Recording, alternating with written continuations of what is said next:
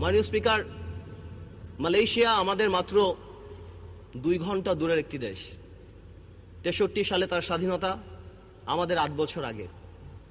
আজকে কোথায় চলে গিয়েছে, পার ক্যাপিটাল ইনকাম কত দূরে। আমি জানি বাংলাদেশের অর্থনীতি বা বাংলাদেশের সরকার অনেকবারই গণতন্ত্র হোঁচট খেয়েছে, কিন্তু এত কি হোঁচট খেয়েছে যে আমরা আজকে মালয়েশিয়ার এত নিচে। আজকে এই 40 বছর স্বাধীনতার পর আমাদের রাজনীতি এমন হয়ে গিয়েছে মাননীয় স্পিকার, যে আমাদের উপর থেকে আস্থা উঠে গিয়েছে। দোষ আমাদেরও না, সরকারেরও না। তাহলে দোষটা কাদের মাননীয় স্পিকার? আমার মনে হয় দোষটা আমাদের জনগণের, যারা ঘুরে ঘুরে বারবার আমাদেরকে ভোট দেয়। আমরা কথা বললেই সরকার দল দুর্নীতির কথা বলে। মাননীয় স্পিকার, আমি আপনাকে কিছু ডিজিটাল দুর্নীতির স্যাম্পল দিতে চাই। দুর্নীতির কথা স্টার্ট করলে শেয়ার মার্কেট নিয়ে কথা বলতে হয়, অর্থনীতি নিয়ে কথা বলতে হয়। মাননীয় স্পিকার, আজ থেকে ঠিক 1 বছর আগে এখানে দাঁড়িয়ে বলে গিয়েছিলাম দরবেশ তার মুরিদদের কথা শেয়ার মার্কেটের। সেই দরবেশের কথা এখন বাচ্চাও বাংলাদেশে কিন্তু বলতে পারে। সেই দরবেশের বিচার হয় নাই মাননীয় স্পিকার। এছাড়া আরো যত মুরিদ ছিল কারোই বিচার হয়নি। মাননীয় স্পিকার, গতবার তো বলে গিয়েছিলাম শেয়ার মার্কেটে জড়িত কারা ছিল। এখন সময় এসেছে হালকা করে বলার কিভাবে শেয়ার মার্কেটের ঘটনাটা ঘটানো হলো। 2010 সালের সেপ্টেম্বরে সিডিবিএল দেখলেই বোঝা যায় জেড ক্যাটাগরি নামে কোন কোন কোম্পানিগুলি তাদের টাকাগুলি বের করে ফেলেছে। আমার কাছে এখানে 8টা কোম্পানির নাম আছে যারা 1900 কোটি টাকা উঠিয়েছে। এখানে আরো আছে যারা 2000 কোটি টাকা উঠিয়েছে। মাননীয় স্পিকার, সংসদ বা আমাদের গভর্নমেন্ট থেকে, সরকার থেকে বলা হলো, রেগুলেটর লাগানো হলো, এটা লাগানো হলো, অনেক কিছুই দেখেছি আমরা। পরে আবার সিসিটিভি ক্যামেরাও লাগানো হলো। এই টিভি ক্যামেরাগুলি যদি এই কালপ্রিটদের বাড়ির সামনে লাগানো হতো তাহলে দেখা যেত এই টাকাগুলি কোথায় গিয়েছে। মাননীয় স্পিকার, একটা ইনভেস্টিগেশন কমিটি করা হলো, সেটা রিপোর্ট দেওয়া হলো। অর্থমন্ত্রী সুন্দর করে বললেন, these are mafia, we cannot speak, what a disgrace for the country. যে আমাদের অর্থমন্ত্রী বলে যে দিজ আর মাফিয়া। শেয়ার মার্কেটের আরো কিছু ঘটনা আপনাকে বলতে চাই। কয়েকদিন আগে পেপারে দেখলাম আমাদের বাংলাদেশ ব্যাংকের গভর্নর, কি নাম, ডক্টর আতিয়া শাহ, তাকে ইন্দিরা গান্ধী অ্যাওয়ার্ড দেওয়া হচ্ছে। তাকে তো ধ্বংসাত্মক অ্যাওয়ার্ড দেওয়া উচিত শেয়ার মার্কেট ধ্বংস করার জন্য। যখন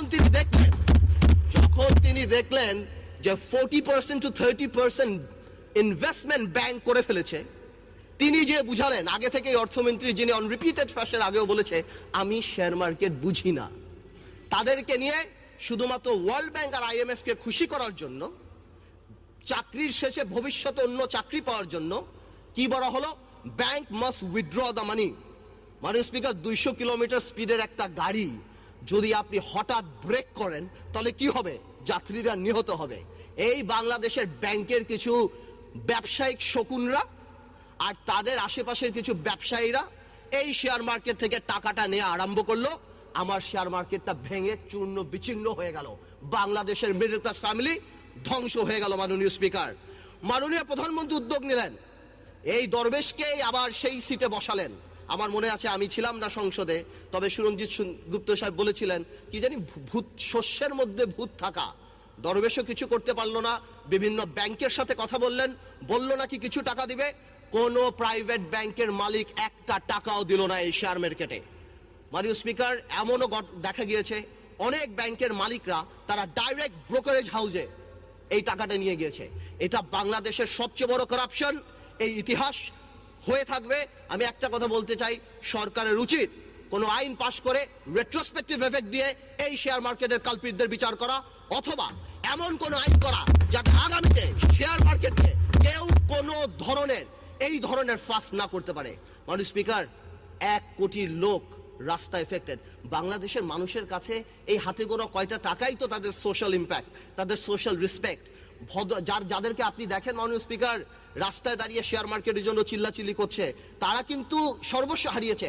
আরো অনেক লোক আছে, আরো অনেক মা বোনের আছে, আরো অনেক মিশনে আমার আর্মি অফিসাররা আছে, আরো অনেক পুলিশের কর্মচারী আছে, সরকারি কর্মচারী আছে, যারা রাস্তায় লজ্জায় বের হতে পারে না। আরেকটা ঘটনা বলতে হয়, বিদ্যুৎ। এই সরকার ক্ষমতা আসার পর অফকোর্স তাদের নির্বাচনী ম্যানিফেস্টো ছিল অনেক বিদ্যুৎ দিবে। I want two personally thank যে আমরা অনেক এফর্ট কাগজপত্রে দেখেছি, কিন্তু প্রথম 1 বছর নাড়াচাড়া করে কিছুই কিন্তু করতে পারে না এই সরকার। এই সরকার তাদের পছন্দ মতো কিছু লোককে বিদ্যুৎ প্ল্যান দিতে গিয়ে অনেক ভালো ভালো কোস্টাল সাবা থেকে আরম্ভ করে অনেক কোম্পানিকে বিদ্যুৎ দেয় নাই। একটা কৃত্রিম প্রবলেম এই দেশে বিদ্যুতের দাঁড়িয়েছে, কিন্তু তারপর ইনডেমনিটি পাস করে কি করা হলো, আনসলিসিটেড বিদ্যুৎ প্ল্যান দেওয়া হবে। তারপর আরম্ভ হলো ফার্নিচার কোম্পানি, অটোবি, চানাচুর কোম্পানি, এই কোম্পানি সেই কোম্পানি, কুইক রেন্টাল দেওয়া। কুইক রেন্টাল দিয়ে দেশটাকে কুইক ডিস্ট্রয় করে দেওয়া হচ্ছে। 20,000 crore টাকা। মাননীয় স্পিকার আমাদের তোফায়েল আহমেদ সাহেব সেদিন বলেছে, আমি জবাব দিচ্ছি বিদ্যুৎটা গেল কোথায়? বিদ্যুৎ আসবে না মাননীয় স্পিকার, বা আমাদের চাহিদা মতো আসবে না, কারণ চায়নাতে কোনো ভাঙ্গা মেশিন আর নাই, সব বাংলাদেশের বিদ্যুৎ প্ল্যান্টে লেগে গিয়েছে। এই ধরনের কোম্পানিরা এনে সব লাগিয়ে দিয়েছে। 20,000 crore টাকা আমরা ভর্তুকি দিই মাননীয় স্পিকার। এই টাকা দিয়ে আমরা ঘোড়াশালকে ঠিক করতে পারতাম না? তারপর 1 বছর লাগা গেল বেস প্ল্যান করার জন্য। কি বেস প্ল্যান? টেন্ডার হবে। খেলবে কে মাননীয় স্পিকার? খেলবে আমাদের বিদ্যুতের ম্যারাডোনা। এই ম্যারাডোনাকে সামিট গ্রুপ, আমাদের ফারুক খান সাহেবের ভাই, সেই সামিট গ্রুপ হলো আমার বিদ্যুতের ম্যারাডোনা। আগে 200 মেগাওয়াট বিদ্যুৎ করেছেন, এখন আপনি তাকে মেঘনা গার্ড দিয়েছেন, BB101, BB102। ওদিকে ডক্টর ইউনুস সাহেবের সাথে যে ঘটনাটা ঘটেছে, ওয়ার্ল্ড ব্যাংকও দরজা আটকে দিয়েছে, IMF ও দরজা আটকে দিয়েছে, এখন আর ফান্ডিং নাই। সামিটের আরেকটা ঘটনা আছে, এই শেয়ার মার্কেটে যেসব বড় প্লেয়ার, সেখানে KPCL আরেকটা বড় প্লেয়ার, 52 কোটি টাকার শেয়ার 1100 কোটি টাকায় বিক্রি করে দিয়ে মাশাআল্লাহ শেয়ার মার্কেটকে দেখিয়ে দিয়েছে। সুতরাং সামিটের ইন্টেনশন ছিল এই 1000 মেগাওয়াট বিদ্যুৎ দিয়ে $1 বিলিয়ন উঠিয়ে আমরা আবার শেয়ার মার্কেটে যাব, আমরা আবার 20,000 কোটি টাকা বের করব। বাট ফরচুনেটলি আনফরচুনেটলি শেয়ার মার্কেটে এই খেলা খেলতে পারে নাই সামিট। তাই কি করলো? তাই তারা পারফরমেন্স গ্যারান্টি দেয় না, পিডিবির সাথে কন্ট্রাক্ট সাইন করে না। এই ম্যারাডোনার মাননীয় প্রধানমন্ত্রী সেদিনও বললেন 7,000 মেগাওয়াট বিদ্যুৎ হবে। বলতে চাই, এক পরিবারের কাছেই কিন্তু 1200 মেগাওয়াট জিম্মি। এইবার আসলো আরেকজন, এর নাম আমরা দিয়েছি বিদ্যুতে মেসি। ইনি হলো মেসি, ইনি হলো ওরিয়ন গ্রুপ। 1200 মেগাওয়াট বিদ্যুৎ দিয়েছে। একটা কোম্পানিকে সামিটকে দিল 1200, ওরিয়নকে দিল 1200। বাংলাদেশের 5,000-এর 2400 এই দুই পরিবারের হাতে। তার মানে কি, আমার দেশের অর্থনীতি, আমার দেশের স্বপ্ন সবকিছু দুইটা পরিবারের কাছে জিম্মি। আর চুরি নাকি খালি আমরা করি, কথায় কথায় দুর্নীতি আমরা করি। এরা এমন কোন ম্যারাডোনা, এমন কোন মেসি? কেন আমরা 20,000 কোটি টাকা ভর্তুকি, 10,000 কোটি টাকা ঘোড়াশাল ঠিক করতে পারতাম না? আমাদেরকে পিডিবির 600-700 মেগাওয়াট নষ্ট হয়ে যাচ্ছে। আমি আবার জিনিস দেখলাম, ইনসিডেন্টলি বা কোইন্সিডেন্টলি বিদ্যুৎ মন্ত্রণালয়ের সাথে আবার বিমান মন্ত্রণালয়ের একটা সুন্দর সম্পর্ক আছে। আমরা যেমন আমাদের নিজেদের পিডিবির প্ল্যানগুলি বসায় রেখে এই কুইক রেন্টালগুলি চালাই, বিমান মন্ত্রণালয় দেখি আমাদের প্লেনগুলি বসে রেখে লিজার প্লেনগুলি গাড়ি চালায়, যাতে করে ভালো 2 পয়সা কামাই হয়। মাননীয় স্পিকার, আমি তো শুনতাম আওয়ামী লীগ গরিবের সরকার, জনসাধারণের সরকার, ছোটবেলা থেকেই শুনে এসেছে। মাননীয় স্পিকার, এখন দেখি আওয়ামী লীগ ব্যাংকারদের সরকার। কই বাবা? এই যে রাজনৈতিক বিবেচনায় নতুন ব্যাংক। মাননীয় স্পিকার, মাননীয় প্রধানমন্ত্রী অনেকবার বলছে আমার এমপি মন্ত্রীদের টাকা পয়সা জমা দিতে হবে, কে কত টাকার মালিক, তথ্য অধিকার, এটা সেটা, কিন্তু আমরা পাইনি। বাট আমি কষ্ট করে ইলেকশনের হলফনামা থেকে বের করে নিয়ে আসছি, সবগুলি বলবো না। ফার্মার্স ব্যাংক, আমাদের অনারেবল মেম্বার অফ পার্লামেন্ট, আচ্ছা নাম বললাম না। ফার্মার্স ব্যাংক করতে মাননীয় স্পিকার আপনাকে জানাই 400 কোটি টাকা লাগে, 4-এর পর 9টা শূন্য, এবং একটা ডাইরেক্টরের 35 কোটি টাকা। ফার্মার্স ব্যাংক যিনি করলেন, ইলেকশনের হলফনামায় 39 লক্ষ টাকার মালিক। মেঘনা ব্যাংকে করলেন, কোটি বাটি মিলে 27 লাখ টাকার মালিক। ফেডারেল ব্যাংক যিনি করলেন, কোটি বাটি মিলিয়ে 1 কোটি 1.5 কোটি টাকার মালিক। দুর্নীতি নাকি আমরা করি? ইয়া খোদা, আমার কথা কি, দুর্নীতি অনেকেই করে, লুকায়া টুকায়া করে, কিন্তু এইটা কি দুর্নীতি? খুল্লা দুর্নীতি।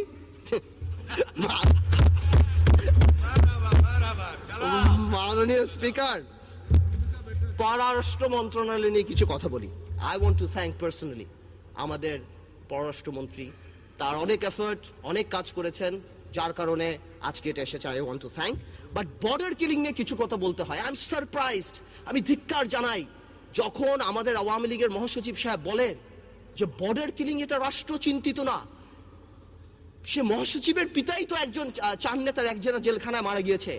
I want to put it plain and simple, no killing is justified unless it is justified by law. এটা ধিক্কার জানাই আমি।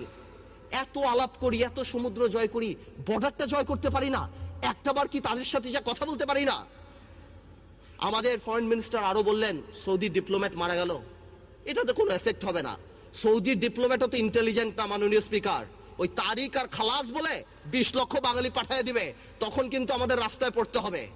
আমাদের উচিত মার্কেটে রিউমার আমাদের ফরেন মিনিস্টার নাকি সৌদি আরবের ভিসা পায় না, আমাদের উচিত শিশু টেক এনাফ এফর্ট সৌদি আরবের যে এই জিনিসটা সমাধান করা হোক। তিস্তা নিয়ে কিছু কথা বলতে হয়। সারা Bangladesh NDTV, Indian television, BBC সব জায়গায় দেখলাম মমতা আসবে না, কিন্তু আমাদের ফরেন মিনিস্টার বলল মমতা আসবে। সবাই বলে মমতা আসবে না, ফরেন মিনিস্টার লাস্টের দিনে বলল মমতা আসবে। বাস্তবে মমতা আসলো না। তিস্তা হয় নাই, তাই ট্রানজিট হবে না। Both are independent, both are independent, one has nothing to do with other. তারপরে কি হলো না হলো, এখন শুলি ট্রানজিট হয়ে গিয়েছে। আমার মনে হয় পররাষ্ট্র মন্ত্রণালয়টা আরেকটু এফিশিয়েন্টলি হ্যান্ডেল করা উচিত। Going back to the share market, একটা জিনিস আমার মনে আসছে, মাননীয় অর্থমন্ত্রী এবং আরো অনেকে, মশিউর রহমান সাহেব ওই সুইপিং কমেন্ট তো করেই যে এটা বন্ধ করে দিতে হবে, ফটকাবাজ এটা সেটা, but I think on repeated fashion তা এটাও বলেছেন যে আমরা শেয়ার মার্কেট বুঝি না। আমার মনে হয় একটা স্টেট মিনিস্টার বা এমন কাউকে রাখা উচিত যিনি শেয়ার মার্কেট বুঝে, কারণ 1 কোটি লোক এটার সাথে ইনভলভড। স্পিকার, মিডিয়া নিয়ে একটু কথা বলি। মিডিয়ার উপরে একটু নেকেড ইউজারপেশন হচ্ছে। 12ই মার্চে আমরা লক্ষ্য করতে পারছি একটু নগ্ন হস্তক্ষেপ, এটা ডেমোক্রেসির জন্য ভালো না।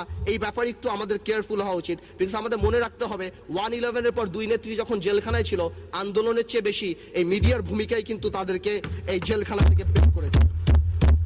আমি একটু কেয়ারটেকার গভর্নমেন্ট নিয়ে একটা কথা বলতে চাই মাননীয় speaker. What is this caretaker government? এই কেয়ারটেকার গভর্নমেন্টটাকে যে খুব টেকনিক্যালি সরিয়ে দেওয়া হলো, of course it's a law, but law is a social phenomena. It's means to an end, it's not an end itself. A law that lacks the quality, that lacks to reflect the will of the people is not to be regarded as the law. জনগণ বাংলাদেশের চায় তত্ত্বাবধায়ক সরকার থাকবে। তত্ত্বাবধায়ক সরকার ছাড়া এই দেশে ওই 2-1টা সিটি কর্পোরেশন নির্বাচনে কুমিল্লায় 30,000 ভোট, আরেক জায়গায় 1 লাখ ভোট দিয়ে আপনি 7 কোটি ভোটকে হিসাব করতে পারবেন না। বাংলাদেশে তত্ত্বাবধায়ক সরকার আনাই হয়েছিল বিকজ বড় 2টা রাজনৈতিক দলের মাইন্ডসেট ছিল না, মিউচুয়াল রেসপেক্ট ছিল না। আজকেও মিউচুয়াল রেসপেক্ট আসে নাই, পরশুদিনও আপনি পার্লামেন্টে দেখেছেন, আগামীতেও দেখতে পারবেন। সুতরাং we are not ready for an election যেটা কোনো দলীয় সরকারের অধীনে হবে। We need a caretaker government, otherwise এর বাইরে যাই করা হবে এটা অ্যাকসেপ্টেড হবে না।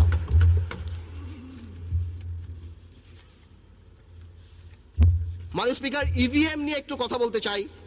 প্রায় আমি দেখি সরকার ইভিএম নিয়ে কথা বলে, আমি একটু অবাক হয়ে যাই যে সরকার কেন ইভিএম নিয়ে কথা বলে।